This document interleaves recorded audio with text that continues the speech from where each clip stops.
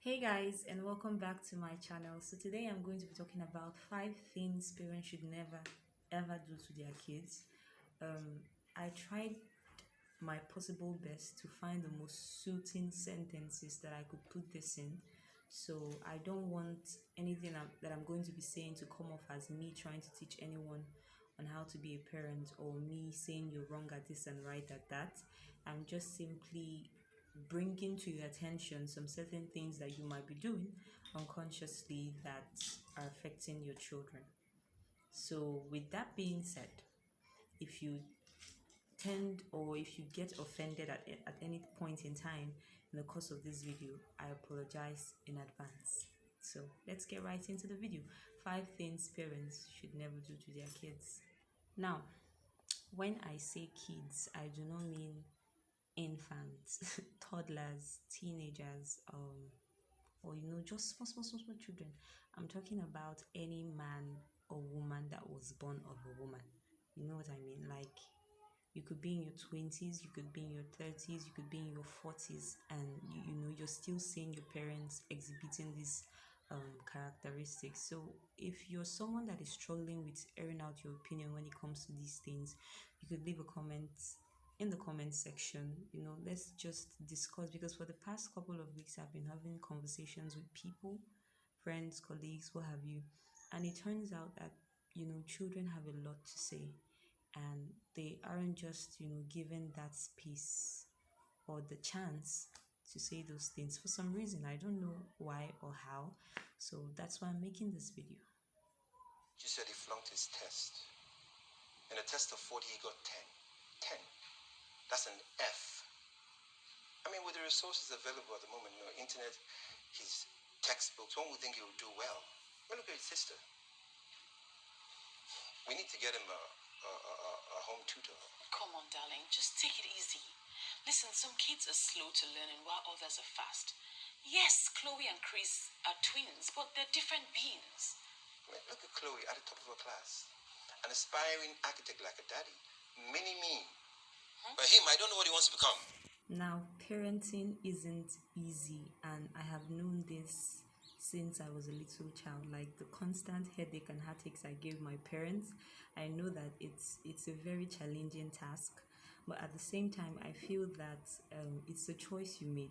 I believe no one forced you into it, so you have to put in the work. So with that being said, the first thing that you might be doing wrong as a parent to your children or your child is comparing them. Yes, comparison. Now, comparison ranges from, like, it's in different categories. You could be comparing your child to maybe his or her siblings that are doing better and all of that, or you could be comparing your child to maybe neighbors, friends at school. And the one that baffles me the most is comparing your children to characters on TV screens. Oh God. Parents, please stop doing it. It's not nice. Those people are not even real. They are just portraying what, I don't know, but stop doing that. Like the first time I heard of it, me personally, it has never happened with me. Yes, I have had feelings of comparison in some sort of way, but characters on TV screen, like that's just the height of it. I understand that the intention of comparison could be, to motivate a child or encourage and all of that, but me personally, like if you're encouraging me by comparing me, like it will never come onto me as motivation. Never, ever. And I'm sure it's like that for most children. So instead of comparing them, maybe you could just look for better ways to correct them, advise them, what have you. It doesn't have to be comparison. Like it's just annoying.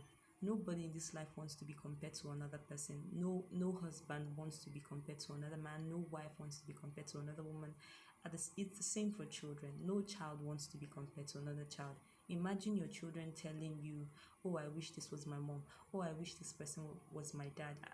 I think that you will feel some sort of way about that. So you don't want to be giving the same energy to your children that you wouldn't like if they were given to you. Focus on the strengths of your children. Focus on the strengths of your children. No two people in this life can be the same. Okay, that person you're comparing your child to might suck at something that your child is very good at, and you just have to keenly, like, look intently to the interests and talents of your child and help them build on that. Just help them develop themselves. Don't push them to be someone else, because they will never be good at it, because that's not what they're into. So my point is, don't compare your children to other children. And there are certain things that happen when you actually compare your children to other children, but I'm just going to leave that for another day. Maybe I'll just make another video on that. But there are certain things that happen when you actually compare your children to other children. It has like adverse effects, a very, very terrible effects for some people, for some children. Yeah, so that's it. And you could help yourself. I know it's not easy, given that, oh, you want the best for your children and you're willing to do whatever it takes for them to, grow and be that good image that you've always seen them to be. But you can avoid phrases like, why can't you do it like so and so, or can't you see the way this person is doing it? Instead, just correct them directly. This is how it's supposed to be done. It's not supposed to be done this way. Instead of do it like. You get my point? Avoid those kind of phrases. So yeah, that's the first thing. Don't compare your children. It's not a nice feeling. The second thing you might be doing wrong as a parent to your children is forcing your children to be more like you. Like I said earlier, no two people can be exactly the same in this life, even twins. And you need to understand that your children might not be an exact duplicate of you when it comes to your opinions, your looks, your beliefs, your attitude, some certain qualities. It might differ when it comes to maybe from one child to the other. Some may possess these qualities and some may not, and it's totally okay. You don't have to be like this pushy dictator, on your children, forcing your dreams on them. Learn your children. It's very important. Learn what they love, learn what they are into, and by the time you begin to understand and accept that they are not the way you are, then maybe you could see those other qualities that make them just unique, and you could work with that. Don't force your dreams on your children. It might work, but 99.9% of the time it doesn't. Okay? The next one is not listening or communicating effectively with your children. I have, like, most of the conversations I had with people, this was as in it just came up. So meaning this is like an actual problem in some families, and I can understand it. You brought that child into this world. Like, what is it that child wants to tell you that you don't already know? Trust me, there are thousands of things that you will learn from your child in unexpected ways. So when your child is trying to talk to you, actively listen. Try. Even if you can, just try. It won't take away anything from your body. Just try and listen to what your child has to say. Try not to talk over them. I've noticed that in most Nigerian homes, I have noticed, though I might be false, who knows, but I've noticed that most times when there is a conversation between parents and children, it's mostly the parents talking. You don't give room or space for children to at least reply to what, or just give you their opinion on what you're telling them. And for a parent child or parent children relationship to work effectively, there has to be efficient and effective communication. And there is a very big difference between communicating and effectively communicating. In order for effective communication to occur, one person has to be talking and one person has to be listening. And it cannot also be effective when the talking is coming from one side. It's on one end.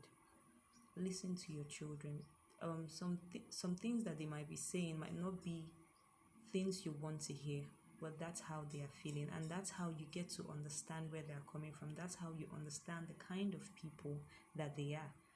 It's until you start to listen to your children that you get to understand them. So make it, just try to listen to your children. It helps. So if you're a parent that has not been listening to what your children has to say, maybe you should make it a habit from now. In listening to your children, I want you to understand this. You see, when a child starts portraying certain characteristics, this African system, we love prayer.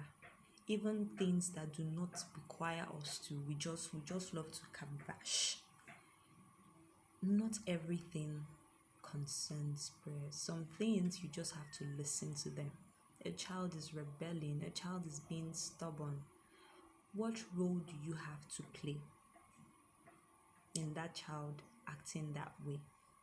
Have you spoken to the child about it? Have you had conversations with that child? Or have you just been praying that God should change him or her? Talk to your children. It will not take anything from you. You give birth to them. You can talk to them. Converse with them. Communicate effectively with them. And I'm sure you will see some changes.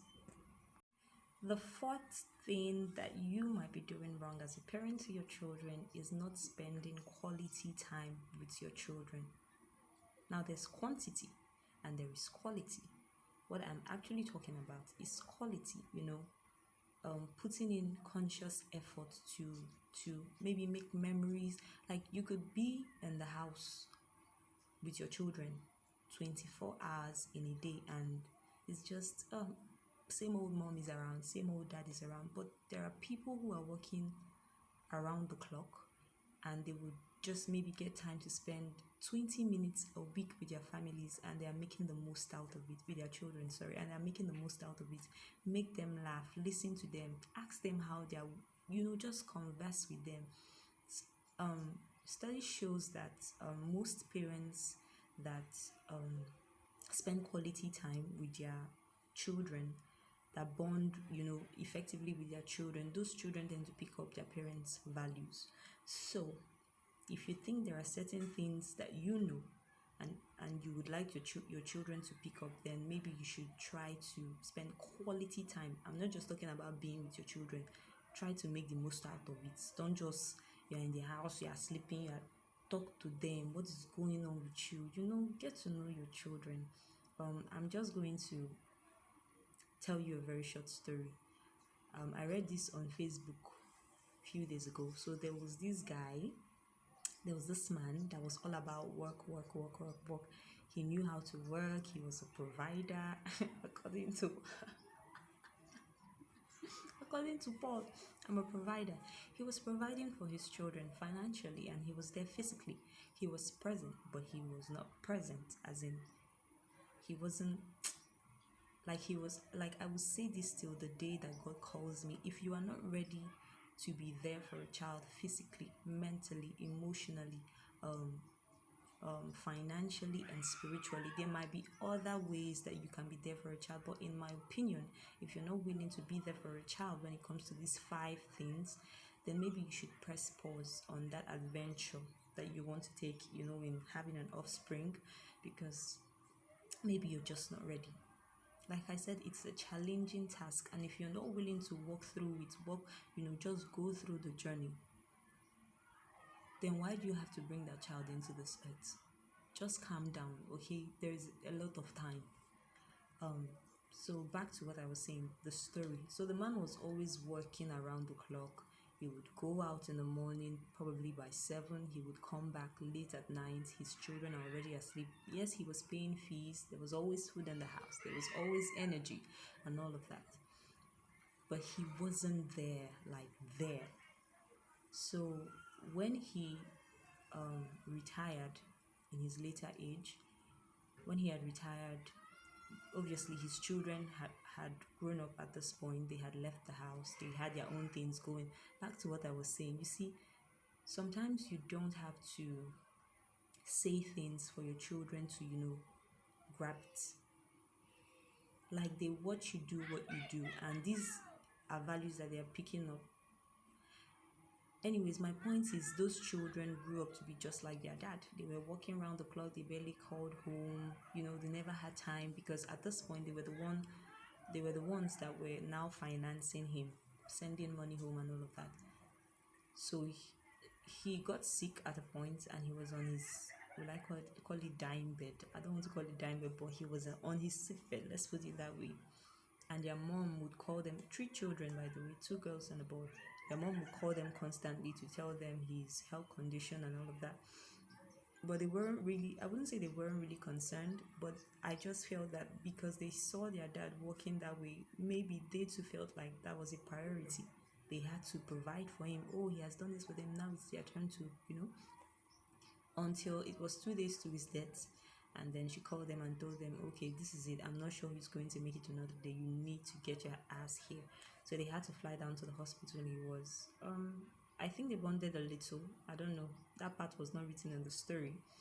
But what was written was, his last words to them was, God, I can't remember exactly how it went, but it was something about giving priorities to things that actually matter rather. That's family, friends, human beings. See, I cannot overemphasize the importance of human beings in your life. The ones that will teach you lessons, the one that will make you grow, the one that will, just make you learn. Human beings are important. Family is important. But I don't know if those children will pick up those last words. Most children honor the last words of their parents, but I'm just saying it would have been easier to show them that this is, it would have been easier to show them than tell them. When you have the time to make memories and do things that count, do it. Time is a precious asset, and the people that you spend it with, you get my point. Spend quality time with your children, no matter how. It's obvious that this has taken the longest time, and that's because it's really important. You need to spend time with your children. Abba, what money are you looking for? Spend time with your children, okay? See, I know you're mad at me, but please don't ignore me. I can't believe you stayed in the house all day with your son and you couldn't check on him. What if something bad had happened to him? What are you going to say? Listen, we just got carried away with rehearsals. It didn't cross my mind to check on him. It didn't cross your mind to check on your son. Does it even cross your mind that Chloe is not your only child? Listen, I love both of them equally. It doesn't seem that way, Summer. Because you neglect that boy every single day and he notices it. That's why he's rebellious. Well, I didn't know that. Well, now you know. Fix it. Or do you want him to beg for your attention?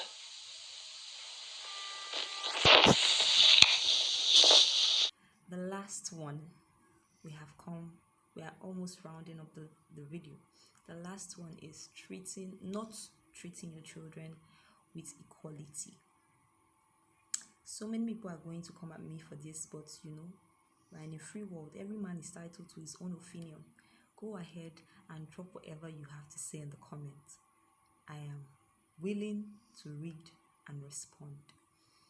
Not treating your children with equality. I'm not here to preach about feminism and submissiveness and all of that.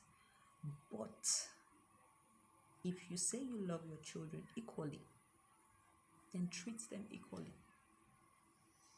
I repeat, if you say you love your children equally, treat them equally. Like, the world is changing, the world is evolving. Nowadays, parents are teaching their female children to, be independent, be your own self, don't depend on a man. But please, as you are teaching these young girls, as you are teaching us to be our own selves and, not be dependent on a man, please teach our brothers to learn how to cook. Teach them to learn how to clean their houses. Teach them to learn how to wash their clothes. Teach your children the same things, so that in the future there will not be problems. You see, there are so many things we can avoid in this life. We just bring problems to ourselves for no reason. a 13-year-old girl and a 15-year-old boy in the same house, and that 13-year-old girl is washing the 15-year-old boy's clothes? Why can't you teach him to help himself? Teach your children the same values, teach them the same thing, open their minds in the same way. Yes, so they can go out and learn for themselves other things that you did not teach them. But when you're pouring out all those knowledge you have, let it be equivalent. Alright guys, that's it for today's video. There might be things that I did not mention.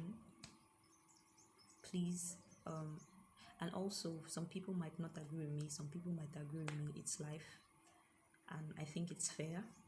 If, like I said earlier, if there is anything you would like to say, please drop it in the comments.